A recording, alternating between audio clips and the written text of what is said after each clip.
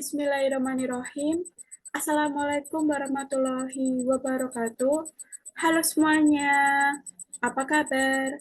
Semoga kita semua senantiasa dalam keadaan sehat walafiat. Amin ya rabbal alamin. Baik, sebelumnya perkenalkan saya Fania Febri Maharani dengan NIM 222111059 dari program studi Hukum Ekonomi Syariah kelas 6B Fakultas Syariah Universitas Islam Negeri Raden Masai Surakarta. Di sini saya akan memaparkan materi asuransi syariah mengenai tentang sistem akuntansi pada asuransi syariah.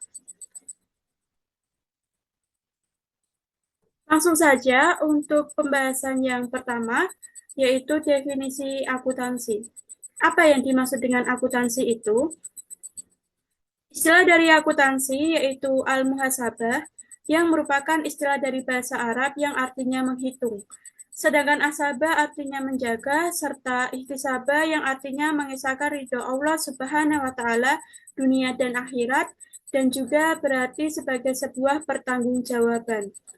Jadi, akuntansi adalah sebuah proses mencatat, menggolongkan, mengikhtisarkan, serta melaporkan segala aktivitas keuangan. Dalam Islam, akuntansi dapat dilihat dari berbagai bukti sejarah dan dari Al-Quran, seperti yang terlihat dalam surah Al-Baqarah ayat 282. Ini menunjukkan bahwa agama Islam memerintahkan penggunaan sistem pencatatan yang berfokus pada keadilan, kebenaran, kepastian, dan keterbukaan antara kedua belah pihak yang terlibat dalam transaksi. Nah, dalam bahasa akuntansi, lebih dikenal dengan istilah accountable. Jadi, filosofi akuntansi syariah mencerminkan hasil yang dicapai peran manusia dalam kekhalifahan di muka bumi. Selanjutnya, untuk pembahasan yang kedua, yaitu tujuan akuntansi keuangan syariah. Apa tujuan akuntansi syariah itu? Tujuan akuntansi syariah adalah menghasilkan informasi keuangan yang akurat dan relevan bagi pemangku kepentingan sesuai dengan prinsip syariah Islam. Dalam tujuan akuntansi syariah, informasi keuangan ini harus digunakan untuk mengambil keputusan, mengevaluasi kinerja perusahaan, dan menjaga akuntabilitas perusahaan. Lalu, dalam penyelenggaraan asuransi syariah, prinsip-prinsip syariah Islam harus diterapkan secara konsisten. Mengapa demikian? Karena hal ini untuk memastikan asuransi syariah tidak terdapat unsur-unsur yang bertentangan dengan syariah Islam, seperti riba, maisir, goror, dan doror. Selanjutnya, untuk pembahasan yang ketiga, yaitu karakteristik akuntansi syariah pada asuransi syariah, bahwa transaksi keuangan tidak hanya diukur dari aspek material, tetapi juga dari aspek moral dan spiritual. Akuntansi syariah memastikan bahwa setiap transaksi keuangan dilakukan secara transparan, akurat, dan dapat dipercaya, sehingga meningkatkan kepercayaan terhadap masyarakat industri keuangan syariah. Karakteristik utama akuntansi syariah meliputi yang pertama, keadilan, di mana prinsip keadilan tidak hanya terkait dengan distribusi pendapatan atau laba, tetapi juga mencakup kejujuran pencatatan dan pelaporan transaksi. Lalu yang kedua yaitu amanah. Dalam prinsip amanah, pada akuntansi syariah mengacu pada tanggung jawab untuk menjaga kepercayaan yang diberikan oleh masyarakat atau investor. Lalu yang ketiga yaitu transparansi. Di transparansi di sini sangat penting karena untuk memastikan bahwa kegiatan operasional lembaga keuangan syariah dapat memantau dan mengevaluasi sesuai dengan prinsip-prinsip syariah Islam. Lalu yang keempat yaitu larangan unsur haram. Dalam akuntansi syariah, tidak diperbolehkan adanya keuntungan yang diperoleh dari aktivitas yang bertentangan dengan prinsip syariah, seperti prinsip bunga pinjaman atau riba, atau keuntungan yang tidak jelas sumbernya atau gharar. Selanjutnya untuk pembahasan yang keempat, yaitu sistem akuntansi asuransi syariah berdasarkan PSAK 108. Bahwa seorang akuntan dalam proses pembuatan pengakuan, pengukuran, dan penyajian transaksi laporan keuangan wajib berpedoman pada PSAK 108 atau yang kita kenal dengan Pernyataan Standar Akuntansi Keuangan, yang di dalam pernyataan tersebut berisikan ketentuan yang berkenaan dengan transaksi kontribusi peserta, surplus, dan cadangan dana kebajikan. Partisipasi dana dari pihak-pihak tertentu dicatat sebagai pendapatan dana kebajikan. Sisa dana kebajikan, surplus, dan defisit dicatat sebagai perubahan sisa dana kebajikan. Jadi, perlakuan hasil investasi mengacu pada PSAK. Dalam hal akuntansi asuransi syariah, premi dipandang sebagai bagian dana tabaruk dan bagian lain sebagai fee pada pengelola. Pencatatan akuntansi harus dilakukan secara terpisah dan kemudian digabungkan dalam laporan keuangan. Fee yang diterima perusahaan asuransi dicatat sebagai pendapatan fee dan dana kebajikan dicatat sebagai dana kebajikan. Aktivitas hasil investasi dicatat sebagai pendapatan investasi. Lalu penerimaan premi dicatat dan diakui oleh perusahaan, menambahkan sebagai debit dan menambah pendapatan premi sebagai kredit.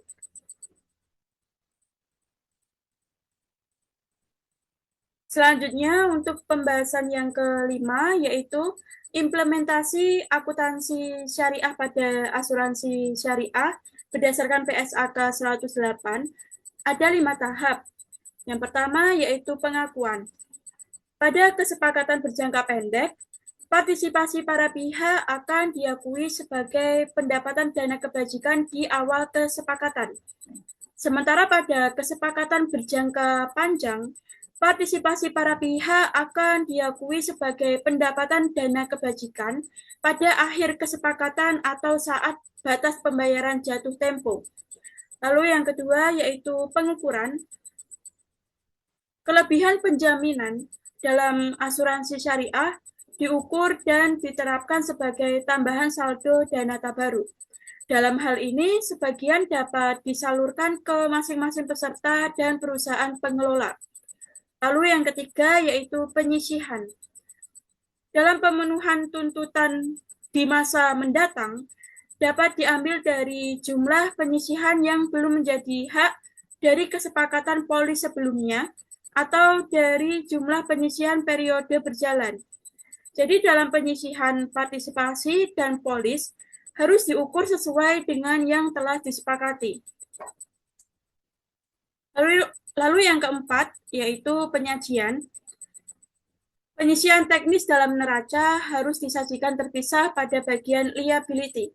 Sedangkan penyisihan saldo dana kebajikan dan investasi harus disajikan terpisah dari hutang dan modal dalam neraca. Lalu yang terakhir yaitu pengungkapan. Partisipasi, modifikasi, dan pembatalan tanggungan harus diungkapkan dalam kebijakan akuntansi, serta informasi pemaparan partisipasi para pihak harus diberikan sesuai dengan jenis asuransi. Pengelola juga harus mengungkapkan hak dan informasi terkait partisipasi pada para pihak. Selanjutnya, untuk pembahasan yang keenam yaitu perbedaan antara akuntansi pada asuransi syariah dengan akuntansi pada asuransi konvensional. Untuk perbedaan yang pertama yaitu sistem akuntansi pada asuransi syariah menggunakan cash basis, yaitu mengakui pendapatan dan beban saat kas sudah benar-benar masuk ataupun keluar, atau mengakui apa yang benar-benar dimiliki perusahaan. Sedangkan sistem akuntansi pada asuransi konvensional menggunakan accrual basis, yaitu mengakui ketika terjadinya suatu transaksi tanpa mempedulikan adanya aliran kas masuk ataupun keluar. Dalam penetapan bentuk akad akan berdampak langsung pada sistem akuntansi yang diterapkan dalam asuransi syariah. Seperti yang kita ketahui, Akad adalah perjanjian antara dua pihak atau lebih. Pada sistem akuntansi dalam asuransi syariah, ada dua akad, yaitu akad mudharabah dan akad wakalah. Apa yang membedakan keduanya? Akad mudharabah ada pemisahan pengelolaan dana antara dana pemegang saham dengan peserta asuransi. Sedangkan akad wakalah tidak terdapat pemisahan pengelolaan dana seperti pada akad mudharabah. Jadi perusahaan menerima dana tabaruk dari peserta dan dana tersebut dapat dipergunakan untuk semua kegiatan perusahaan. Selanjutnya untuk perbedaan yang kedua yaitu dalam praktik akuntansi konvensional, premi asuransi diakui sebagai pendapatan, walaupun premi asuransi belum dibayarkan. Sedangkan dalam asuransi syariah, angsuran atau premi dan laba dari investasi benar-benar diakui sebagai pendapatan jika perusahaan telah menerimanya secara tunai. Lalu perbedaan yang ketiga yaitu pada praktik asuransi konvensional, beban retakaful yang terjadi selama masa perjanjian diakui sebagai asuransi awal yang di-cover. Sedangkan dalam akuntansi syariah, beban retakaful selama masa perjanjian diakui sebagai utang sampai angsuran atau premi takaful tersebut dibayarkan. Beban retakaful diakui sebagai pendapatan apabila dibayar lebih awal. Akuntansi asuransi konvensional, dana asuransi yang terhimpun akan dikelola untuk kepentingan bisnis perusahaan. Keuntungan yang diperoleh akan dinikmati oleh perusahaan dan pemegang saham. Sedangkan pada akuntansi asuransi syariah, dana asuransi takaful yang terhimpun akan dikelola dengan konsep mudharabah. Selanjutnya, untuk perbedaan yang keempat, yaitu dalam asuransi konvensional, surplus dari investasi ditransfer ke pemegang saham sebagai pendapatan. Sedangkan pada asuransi syariah, hanya laba dari dana investasi yang dibagikan antara peserta dan perusahaan sesuai dengan yang diperjanjikan. Lalu untuk perbedaan yang kelima, yaitu akuntansi asuransi konvensional, keuntungan yang didapatkan oleh perusahaan asuransi diakui sebagai laba perusahaan, sedangkan pada akuntansi asuransi syariah, apabila terdapat keuntungan dibagikan berdasarkan rasio pembagian keuntungan yang telah disepakati antara perusahaan dan peserta. Selanjutnya untuk pembahasan yang ketujuh, yaitu peluang dan tantangan implementasi akuntansi asuransi syariah. Bahwa implementasi akuntansi syariah dalam asuransi syariah di Indonesia telah mengalami perkembangan signifikan, tetapi dihadapkan tantangan yang menghambat efektivitas dan keberhasilannya. Di antaranya yaitu yang pertama, tantangan regulasi, yang kedua, kurangnya tenaga ahli, yang ketiga, pemahaman masyarakat yang terbatas, dan yang keempat, yaitu faktor teknologi dan sistem informasi. Selanjutnya untuk peluang dalam peningkatan implementasi akuntansi syariah dalam asuransi syariah, yaitu yang pertama, peningkatan sosialisasi masyarakat. Dalam hal ini, masyarakat perlu diberikan pemahaman yang baik tentang produk asuransi syariah dan bagaimana dana mereka dikelola. Sosialisasi melalui seminar, workshop, dan kampanye informasi dapat membantu meningkatkan pemahaman dan kepercayaan masyarakat terhadap asuransi syariah. Lalu yang kedua yaitu penguatan regulasi dan pedoman. Dalam hal ini, pemerintah dan lembaga terkait perlu memperkuat regulasi yang mendukung operasional asuransi syariah serta menyediakan pedoman yang jelas dan komprehensif bagi lembaga asuransi dalam menerapkan akuntansi syariah. Selanjutnya, untuk pembahasan yang terakhir yaitu penerapan sistem akuntansi pada asuransi syariah. Salah satu penerapan atau pelaksanaan sistem akuntansi syariah yang sering dilaksanakan oleh asuransi syariah adalah syarikat takaful. Pada dasarnya ada kesamaan antara akuntansi perusahaan takaful, dan asuransi konvensional, yaitu kedua-duanya memiliki tahapan dan ketentuan bisnis yang sudah ditetapkan dalam Takaful Act 1984 dan Asuransi 1963. Oleh karena itu, untuk memenuhi persepsi bisnis yang ditentukan oleh syariat, maka akuntansi takaful juga dibuat sesuai dengan syariah. Ini tentu saja berbeda dengan akuntansi yang diterapkan dalam asuransi konvensional.